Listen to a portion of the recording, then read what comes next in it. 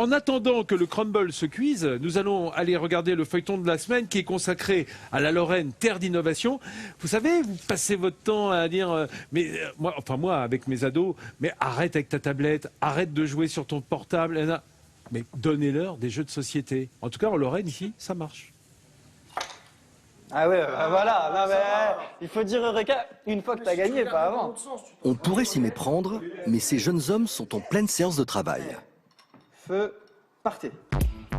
Car Timothée et Jalal, entourés de leurs collègues, sont éditeurs de jeux de société. Ça fait partie de notre travail de jouer, puisqu'on doit rechercher les meilleurs jeux possibles. Ici, on est dans une atmosphère un peu jeune, donc la moyenne d'âge de la société, c'est la trentaine. Donc on est une équipe jeune. Donc c'est une ambiance de travail qui est assez cool. Une ambiance de start-up pour une entreprise qui connaît un succès croissant. Ces jeunes entrepreneurs viennent bousculer les grands classiques, Monopoly, Milborn et autres bonnes payes, avec leurs propres jeux, pour certains traduits dans plusieurs langues et déjà cultes dans le monde. Déjà une trentaine de jeux à leur actif et un chiffre d'affaires qui dépasse le million d'euros.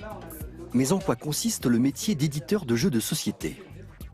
Au commencement, il y a des auteurs de jeux qui leur font confiance. Ils viennent frapper à la porte de ces spécialistes pour leur soumettre des prototypes. L'entreprise de Timothée en reçoit près de 1000 par an, seulement 7 ou 8 seront finalement commercialisés. Et l'écrémage se fait autour de cette table. Ici, ces fins connaisseurs testent la mécanique du prototype, sa valeur éducative, les stratégies auxquelles il fait appel et s'il est amusant.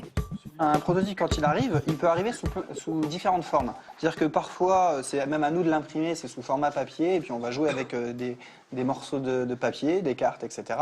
Parfois, l'auteur du jeu a déjà financé des graphismes, etc. Donc on peut avoir de tout. Si le prototype est retenu, l'équipe est alors amenée à travailler son look, en collaboration avec des illustrateurs, comme pour New York 1901, l'un des derniers nés de l'entreprise. Dans ce jeu, il faut construire des gratte-ciel toujours plus hauts pour devenir le meilleur des architectes. On est parti d'une photo en disant, ben voilà, en gros, la couverture, on recherche quelque chose un peu comme ça. Donc ensuite, l'illustrateur a commencé à travailler sur tout un univers. L'entreprise de Timothée a le réseau nécessaire pour faire ce travail d'illustration. Il peut s'appuyer sur un véritable savoir-faire français reconnu dans le monde entier. On a une culture de la bande dessinée chez nous, et donc on a d'excellents illustrateurs en France, et donc c'est facile pour nous, éditeurs de jeux, de trouver les bons illustrateurs au bon jeu, et ensuite ça étonne à l'étranger ce côté visuel du jeu de société. On a très probablement en France les plus beaux jeux de société. Mais avant de les commercialiser, Timothée et ses collègues ont une manière plutôt efficace de tester leurs jeux. Bonjour les enfants! Les amener dans cet établissement scolaire de la ville de Ludre, près de Pont-à-Mousson. L'entreprise de Timothée a noué un partenariat avec cette municipalité et lui prête ses jeux de société pour ses activités périscolaires. D'accord? Ok, nous on prend les bleus. Alors, vous prenez les bleus. Ici, on va pouvoir venir avec des jeux qu'on pense développer dans le futur et avoir vraiment le retour des enfants. Nous, on peut très bien se tromper et penser qu'un jeu est fait pour les enfants de 6 ans et plus. Et en fait, on l'amène ici, on voit que les enfants de 5 ans arrivent à y jouer, les enfants de 4 ans arrivent à y jouer. Et donc, du coup, forcément, sur la boîte, au lieu d'écrire 6 ans et plus, on va écrire 4 ans et plus. Celui-là, il est vide. Est-ce que vous voulez recommencer une partie? Ce jeune public semble conquis. J'ai jamais joué. Et c'est bien. Je vois le commander pour Noël.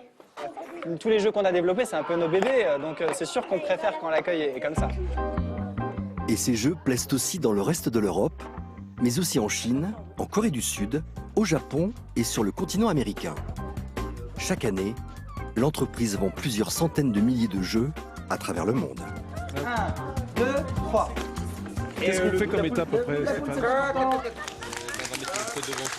Je trouve ça rassurant de voir que les jeux de société ne connaissent pas la crise malgré les jeux vidéo. La France est le premier marché européen de jeux de société et chaque année se vend en moyenne 15 millions de boîtes. Et en plus, c'est abordable. Une boîte coûte en moyenne 16 € avec le jeu dedans. Philippe était en train de se remémorer ses parties endiablées dans son enfance. C'est ça, parce que pour moi, le jeu de société, c'est fondamentalement lié à la famille. Donc, quand j'étais enfant, on joue ensemble. Et c'est cette dimension-là qui est très importante.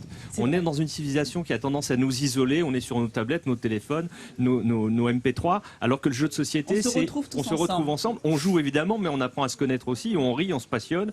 Il y a des challenges. Et cette dimension-là, moi, je l'avais très, très fortement dans mon enfance. Donc, je suis content de voir qu'aujourd'hui, il y a encore des créateurs, des jeunes créateurs qui proposent ça au public. Alors, je ne sais pas si vous connaissez à Nancy, Philippe, c'est un bar, justement, on vous propose de jouer entre amis à des jeux de société, un bar associatif. On vous propose plus de 1000 jeux, il suffit d'être adhérent. Et là, vous avez des animateurs qui vous guident dans les jeux de société, dans les règles qui peuvent être un petit peu nombreuses sur différents jeux. Et vous jouez tous ensemble, vous vous retrouvez. Alors, c'est pas uniquement la famille, c'est aussi avec les amis. Et puis, vous êtes au maximum 30 personnes. Ça a tellement de succès, ce bar, qu'on refuse du monde. Comme quoi, les jeux de société ont un bel avenir et ne sont pas du tout passés de mode. Moi, je trouve que, comme vous l'avez dit, c'est plutôt bien. Ça rappelle plein de choses de l'enfance. Et quand on est adulte, on a aussi envie de passer des bons moments ensemble. Donc, bravo à cette initiative, à ce bar associatif qui se trouve à Nancy. Absolument. Merci, Nathalie.